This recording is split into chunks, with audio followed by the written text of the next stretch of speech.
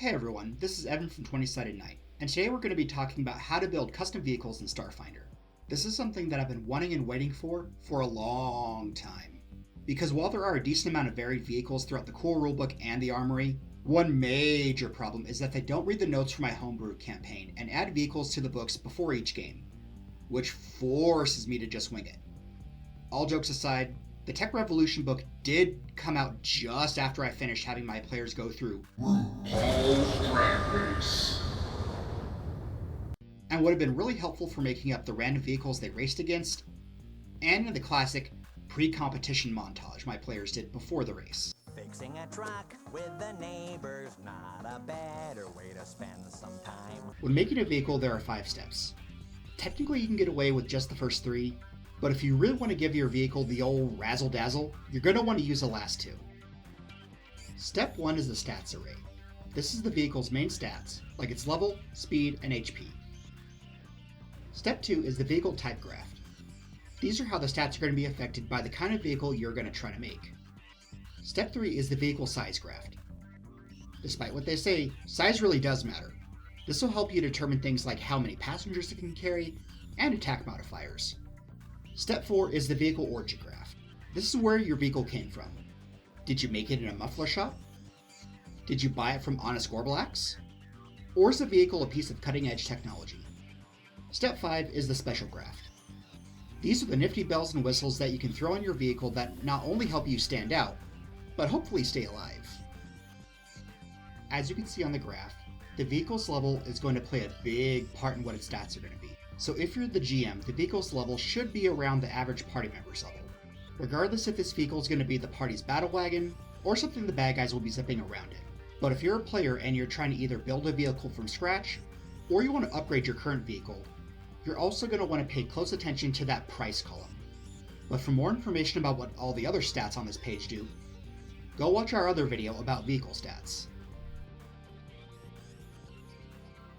So after figuring out your basic stats, you're going to need to choose what type of vehicle you want to make. This is very important in determining what your vehicle is going to do, because not all vehicles can do everything. For example, you can have the Dratus feature cycle in the quadrant, but it won't count for much if you need to go underwater. You could have a tank with 10 mighty cannons, but it won't help you win a drag race.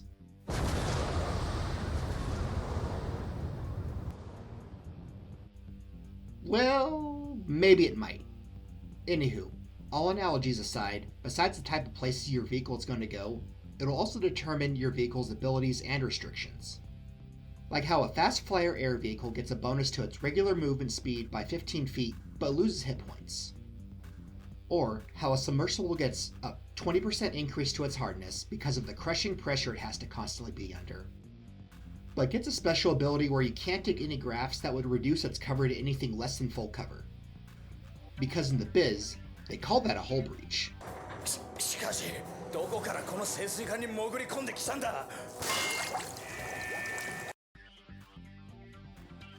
The third step is figuring out how big your vehicle is going to be. Your vehicle can range anywhere from medium to colossal size. Personally, I don't really know why you'd want a medium-sized vehicle since it's the same size as you and can't really carry anything besides maybe the backpack that's on your back. Like, unless you're playing as Pierre Walker with your tactical Vespa, or you're playing a gnome, dwarf, or goblin and want to have a vehicle that you don't have to leave a phone book in to drive, I guess I could see why you'd want to do that. And on the other end of the spectrum, while having a colossal vehicle would be tempting, you're definitely going to have problems driving it in any non-beanstalk adjacent settlements. Also, keep in mind that your vehicle size will also determine how long it's going to take to upgrade. The fourth step is your vehicle's origin, which is where your vehicle comes from. If your vehicle is something that's mass-produced, it's considered factory-made, which will decrease the price, decrease the modification slots, and when in civilized areas, will decrease the repair costs and the amount of time it takes to repair the vehicle. Because like the Toyota Helix taught us, it's easier to get replacement parts from a pick and pull than making a fancy special parts order. But if you want to have something a little rarer, you could get a prototype vehicle. These are vehicles that are still in development and, given enough time, could become a factory-made vehicle. But it probably won't have all the bells and whistles that your prototype has.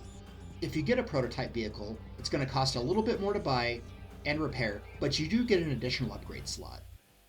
However, if you are playing the new experimental vehicle mechanic class feature, you do get to have your choice of choosing the experimental origin, or my personal favorite, the experimental origin.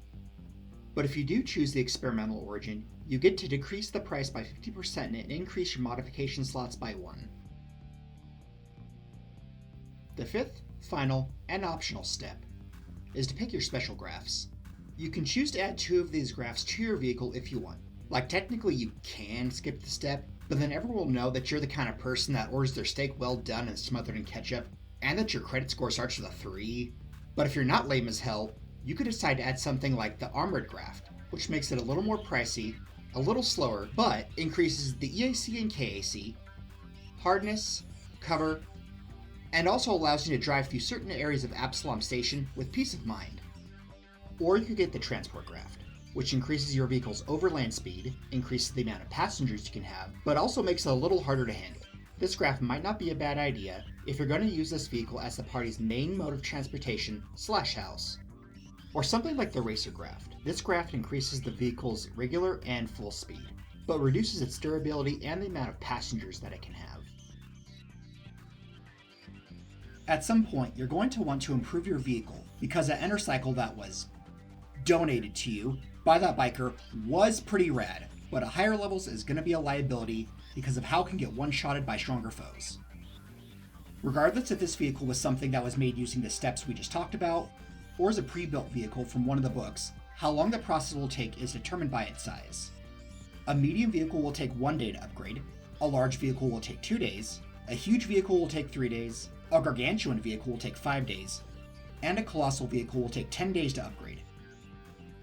Also, when upgrading a vehicle, you can only upgrade it by 1 level at a time. So if you have a level 1 vehicle that you want to upgrade to a level 5 vehicle, you're going to have to spend the amount of time and credits to upgrade it to a level 2 vehicle, then to a level 3, then 4, then 5. If you're upgrading a custom vehicle, here's how you could calculate how much it's going to hurt your wallet to do so. Using the table on page 77, look at your prospective level, then add or subtract anything that would factor into the vehicle's price, then subtract your current vehicle's price level from this. For example, let's say you have a level 3 Ford Windstar with a luxury graft that you want to upgrade to level 4. The prospective vehicle's price would be 4,800 credits, minus the previous level's price of 2,600 credits. In total, this would set you back a cool 2,200. After that, just apply the vehicle's new base stats. If you're upgrading a vehicle from one of the books, the cost to upgrade it by 1 level is 50% of the vehicle's price. After this, the vehicle's new price is whatever you have spent on upgrading this vehicle in total. Besides upgrading the vehicle's price, it'll also get the following benefits. The vehicle's EAC and KAC will go up by 1, but if the vehicle's new level is divisible by 5, you get to increase it by 2 instead. Its hit points will increase by 10 if the new level is 4 or lower, by 15 if its new level is between 5 and 10, by 20 if the new level is between 11 and 15, and by 30 if the new level is 16 or higher. If the vehicle's new level is 6 or higher, increase its hardness by 1. If the vehicle's new level is divisible by 4, increase its speed by 5 feet, its full speed by 50 feet, and its overland speed by 20%. And finally, if the vehicle's new level is divisible by 5, the vehicle gains an additional modification slot. So for all you visual learners out there, I decided to build a vehicle of my own and show how the stats would look after each step of the vehicle building process. As of recording this, I haven't been able to find any official vehicle sheets put out by Piazo, so I decided to make my own on a Google Sheets doc, because it's free 50 and easy to do. The vehicle I decided to make is something I've been wanting to put in my games for a while, but haven't been able to really figure out how to do it until now. So without further ado, here's my attempt on making the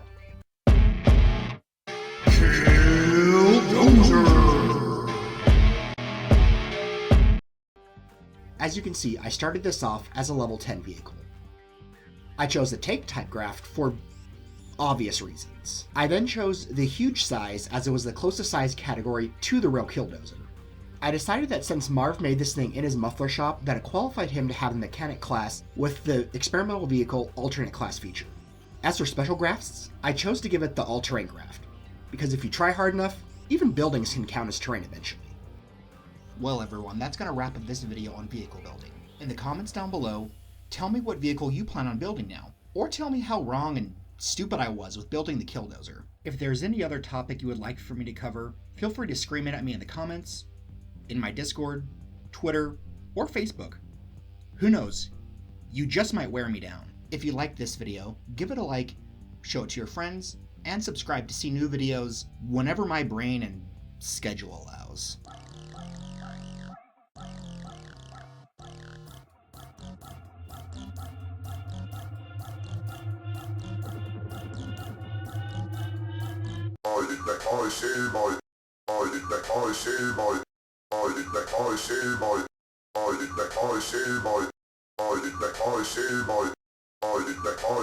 I